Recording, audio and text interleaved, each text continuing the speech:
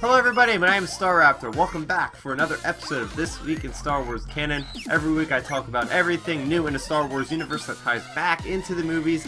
This could be anything from the TV series, the comics, the novels, and to the video games. And with this week I first want to start off by talking about we had the mid-season finale of Star Wars Rebels Season 3 Episode 10 titled Visions and Voices. So let's get into a quick little plot summary of what happened. So basically they're on the planet, you know, the rebels, and they're planning their next attack for the offensive that they're going to do on Lothal with, you know, Thrawn from the last episode.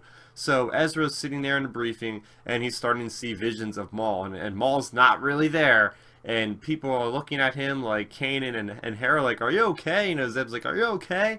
And eventually Kanan says, look, we got to go talk to the Bendu about this. And as soon as they go talk to the Bendu, Darth Maul actually appears, and he takes Ezra with him kind of as like a hostage. Kanan had to let him go, and they go to Darth Maul's home planet. If you're fans of the Clone Wars, they go back to Dathomir, and there's a lot of cool tie-ins which I'll talk about with Clone Wars. And basically they go to try to reconnect with the holocrons like they did in the second episode of this season. And with that, they actually discover more of what this vision was. They get a better idea of what it's about. It is confirmed that, you know, this revolves around Obi-Wan Kenobi and them going to Tatooine, you know, the planet with the two suns. They don't know it's Tatooine yet. But anyway, so Kanan and Sabine actually come to that planet. They put a tracker on Ezra's little wrist comm thing, and they do intervene. But unfortunately, the ghosts of the Night Sisters, again from Clone Wars, kind of overtake their bodies. And we see that there's like a battle going on between Ezra and Kanan, and then Sabine, because they're being possessed, which is really neat. And eventually Ezra just shuts out Maul, and Maul just ends up leaving the planet and leaving him alone. And it's up to Ezra to kind of save his friends. And that's pretty much where the episode kind of ends, is that, you know, Ezra has a better idea of what their next mission is. To stop the Sith, they have to find Obi-Wan Kenobi, but they don't know where he is. Alright, so that is going to be the end of my little plot summary. I'm going to move on to my positives, what I really enjoyed about this episode. So first off, I really like the whole Ezra seeing the visions in the beginning. He gets to the point where he's almost about to kill one of their own soldiers because in his mind it's Maul. And that's crazy to me how susceptible to the Force through Maul he really is at this point. And enough that Maul actually brings Ezra on board his ship to go to Dathomir. Like it's kind of crazy to me that he is at this point where Maul is just commanding him at this point, and it's just nothing good is in the end of this. Even though in Ezra's mind, he thinks like Maul's almost like an ally, but we all know there's more to him than what appears on the surface. I want to speak about the artifacts that are in Maul's little cave dwelling on Dathomir. So first off, we get this great painting of Satine, and you know, which was his old like love interest in the Clone Wars. Whether or not that's going to be related to Episode 8 or Episode 7, people speculate that Obi-Wan is the ancestor of Rey, but I'll probably talk about that in another video at some point. Don't want to get into that now. Also, we did see a Darksaber. Sabine's Darksaber. Now this is really interesting because Sabine actually leaves with the Darksaber at the end of this episode.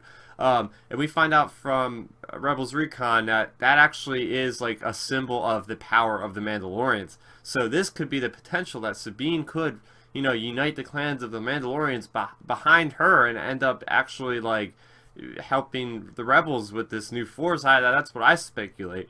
Also, the Night Sisters is really cool.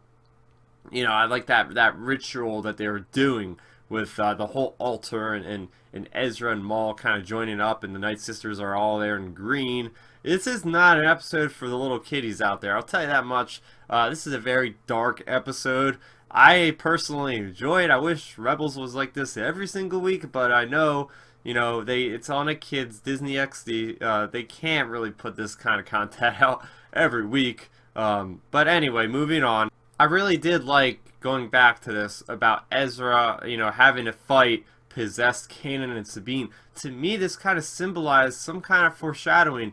Down the road, we might see Ezra go full dark side and end up having to kill his friends, or at least maiming them in some way or fashion. Like, somebody is going to turn on somebody else at the end of this series, no doubt about it for me. And I really like the whole idea, just to finalize my talk on Rebels here, is the fact that we have a clear understanding of where Rebels is going. This whole season was kind of held back for me because, well, this half of the season is, yes, Thrawn was in the background, but there was no end goal. So now we have two end goals, actually, because they were talking about at the beginning of the episode, at the debriefing, that they are going to strategize some kind of plan to kind of take back Lothal. So we got that kind of overarching story of Lothal now, but we got the smaller story of Canon and Ezra going to seek Obi-Wan Kenobi, because he is the one force that could destroy the Sith according to this, ritual prophecy that they have found. So now Rebels going into season, the other half of season 3 for me. Now this is where I'm going to start speculating, guys. I think we're going to see a much stronger half of this next season. This first half was pretty good. We had those 2 filler episodes, which I didn't really like. But for the most part, it was solid. It introduced us to Thrawn as this villain that is unlike any other we've seen on the show. He's up there with the Inquisitor at this point. But I think we're going to have a huge climactic battle at the end of season 3 with Thrawn. And we're probably going to go, I hope, to Tatooine at some point. It's going to be interesting to see how the story develops on Tatooine, because A New Hope is sacred, and they can't really like mess up continuity by having outside forces meeting with Ben Kenobi. It'll be really interesting nonetheless. But anyway, I want to hear what you guys thought of the first half of season 3 of Rebels. Also, what do you guys think is going to happen in the next half of season 3 of Rebels?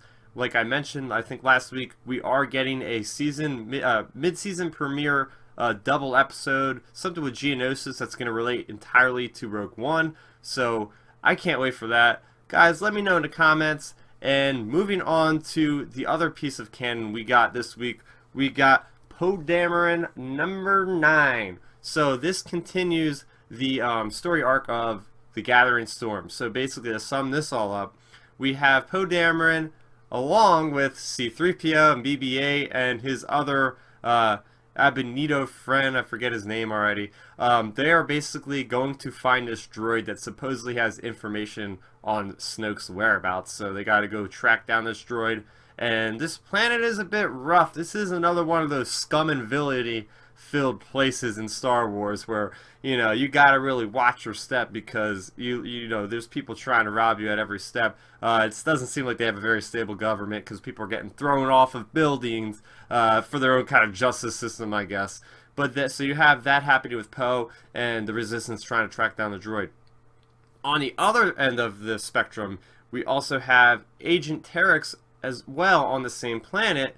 He's got a different agenda. He is going back to this planet, and basically we see a lot of flashbacks of his character with his other friend that he got off of Jakku with, and they're trying to make a resurgence in the Empire. So decades past, he was on that planet again, and this planet is called Kaddack, by the way, or I think that's how you pronounce it, Kaddack.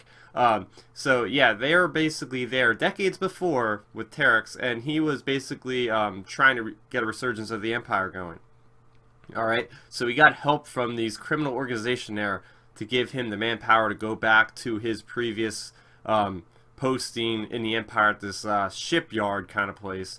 And that's where they got those ships to kind of, I guess, help that First Order, which is really interesting. So now flash forward to the current present time, and he's going back to the same place, the same organizational place that he went, and he's seeing those same people again. He's trying to recruit these criminal entities back for whatever purpose he has. We don't really know what his purpose is, but all I know is at the end of this issue, basically Poe Dameron has to seek out the droid, which is being captured from the same criminal organization that Terex is trying to get in cahoots with again. So their paths are going to cross yet again, and that's pretty much the gist of the story. I really like where this plot is going and Poe Dameron. I'm going to get into some specifics now of what I really liked about this particular issue, number 9. So first off, I really think that the visuals for this new location called Kaddack are really interesting.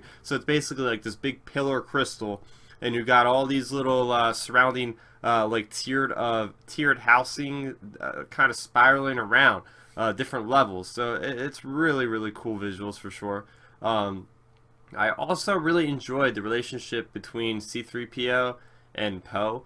We get to know a little bit about how they communicate with each other. So Poe's actually, like, there's one scene where C-3PO, you know, he calls everybody master, and Poe actually reverses this on him and says, why you need calling me master? I should be calling you master because you were in every single major conflict of the Galactic Civil War. If anything, I should be calling you master. And I kind of felt a little bit touched by that because, you know, it's nice that C-3PO actually gets a little bit of gratification, because as we know from all the films, he's always that guy that people just kind of ridicule and just write off. So it's nice to see that Poe actually treats droids with respect. We know he treats BB-8 with a whole lot of respect.